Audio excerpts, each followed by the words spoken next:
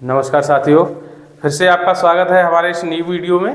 तो कई एक क्वेश्चन मैंने एक चीज़ सबसे इम्पोर्टेंट चीज़ मैं पहले ही आज बताना चाहता हूँ, वो ये है कि आप मेरा वीडियो पूरा देखा करिएगा, बीच में उसको छोड़ के नहीं, क्योंकि मैं कहीं पर भी कोई भी जानकारी देता हूँ।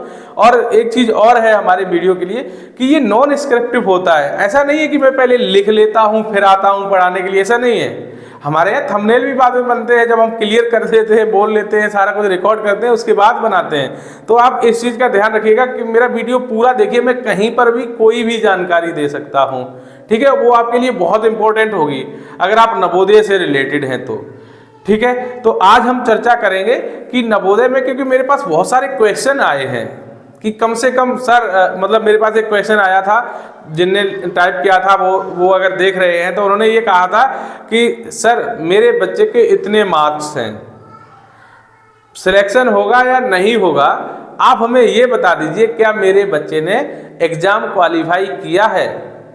तो सर उसी जवाब को मैं आज देने जा रहा हूं कि आपके बच्चे ने एग्जाम क्रैक किया है या नहीं किया, मतलब क्वालिफाई किया है। सिलेक्शन होना ना होना अलग बात है, आपके बच्चे ने एग्जाम क्वालिफाई किया है या नहीं किया है, ठीक है। तो आज हम चर्चा करेंगे कि कम से कम कितने अंक होने चाहिए एक बच्चे को। टेस्ट वो एग्जाम जो हुआ था नवोदय का 20 जनवरी को, तो उसमें कम से कम कितने मार्क्स आए हों बच्चे की, तो वो हमारा मतलब जो स्टूडेंट है, जो हमारा छात्र है, वो मतलब उसमें क्वालिफाई कर गया, मतलब योग्य है। लिस्ट तो बहुत लंबी होती है नवोदय की पास होने वाले को, लेकिन लिए तो 80 जाते हैं, कैटेगरी और एरिया, रूरल और अर्बन, उसके हिसाब से वो कैटेगरी बना करके केवल 80 का सिलेक्ट करते हैं ना, लेकिन एग्जाम तो बहुत बच्चे क्वालिफाई करते हैं। तो वही सारी चीज़ें आज हम चर्चा करने वाले हैं, बने रहिएगा लास्ट तक, ठीक है।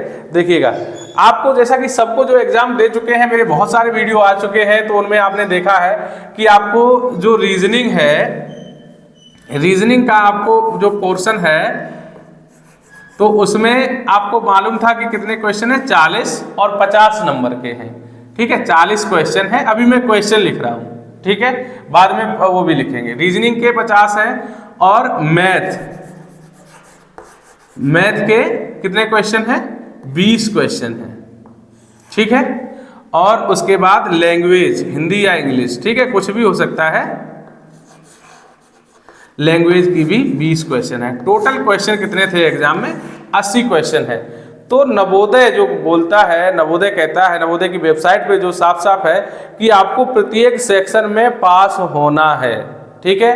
कितने मार्क्स के आप करके आए हो तो आप पास हो जाओगे, ये ठीक है। तो उसमें साफ है कि 1/3 मार्क्स होने चाहिए किसी भी सेक्शन के, प्रत्येक सेक्शन में आपको पास होना है और उसके 1/3 मार्क्स होने चाहिए। अभी मैं आपको दिखाऊंगा कि किस, मतलब नंबर तो आपके पासिंग वाले हैं, फिर भी आप फेल हो रहे हैं, किस कारण हो रहे हैं, ये चीज हम आपको बताएंगे।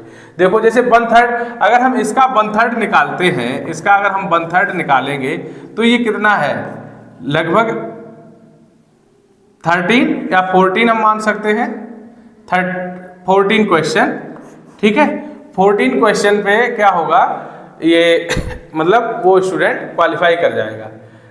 42 हो रहे हैं मार्क्स, लेकिन वो मतलब 1/3 कर रहे हैं ना, इसलिए, ठीक है। तो अगर आप 13 कर देंगे तो एक कम हो जाएगा, तो इसलिए वो पूरा 1/3 नहीं हो पाएगा, इसलिए 14 लिखा है, ठीक है। ऐसे ही 1/3 इसका भी लिखेंगे, 1/3 ये क्वेश्चन का है, ठीक है, क्वेश्चन का है, तो ये कितना हो जाएगा, तो इसके 7 क्वेश्चन आपको करने हैं पास होने के लिए। ये हम पासिंग क्वेश्चन बता रहे हैं कि इतने तो होने ही चाहिए। इसका 1/3 करेंगे तो कितना हो रहा है, तब भी 7 क्वेश्चन, ठीक है। तो टोटल कितने हो गए, 28 क्वेश्चन हो गए, ठीक है। 28 क्वेश्चन आपको कंप्लीट, अगर इतने 28 क्वेश्चन आपके सही हैं तब तो आप एग्जाम क्वालिफाई कर पाएंगे, और अन्यथा की कंडीशन में आप क्वालिफाई नहीं कर पाएंगे, ठीक है। अगर ये इन्हीं हम मार्क्स की बात करें तो इनके मार्क्स आप 1.25 का अगर इसमें मल्टीप्लाई कर देंगे, 1.25 का, तो आपका इसमें निकल के आ जाएगा, देखिएगा दो बार में करते हैं, जैसे पहले 100 का करे दे रहे हैं तो कितना हो जाएगा, ये 2800 हो जाएगा। और 25 का करेंगे तो कितना हो जाएगा, 25 अट्ठे 200 और 25 दूनी 50 और 20 70। तो ये कितना हो गया, 0 0 8 7 15 और 2 और 1 3, 2 अंकों बाद डेसिमल लग जाएगा। मतलब मिनिमम आपको 35 क्वेश्चन चाहिए पास होने के लिए। ये क्वालिफाइंग मार्क्स हैं, ठीक है। ये वो मार्क्स नहीं है जिसमें आपका सिलेक्शन हो जाएगा।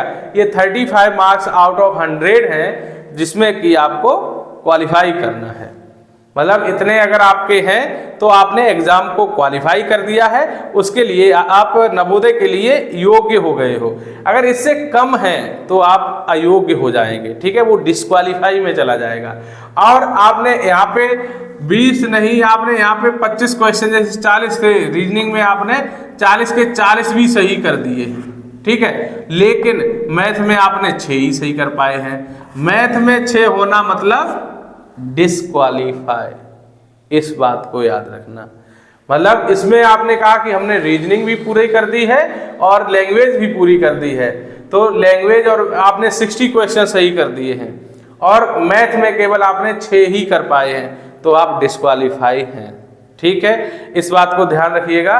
और जो भी गार्जियन जो सवाल कर रहे थे और आप हमारा वीडियो यहाँ तक देखते हुए आए हैं, एक चीज़ और है, अगर आपने चैनल को सब्सक्राइब नहीं किया तो सब्सक्राइब kariएगा, जुड़े रहिए। नवोदय से रिलेटेड सारी जानकारी आपको बहुत अच्छे से और बहुत ही सटीक तरीके से दी जाएंगी और इसको देखने के बाद आपको और किसी चीज़ की ज़रूरत नहीं पड़ेगी।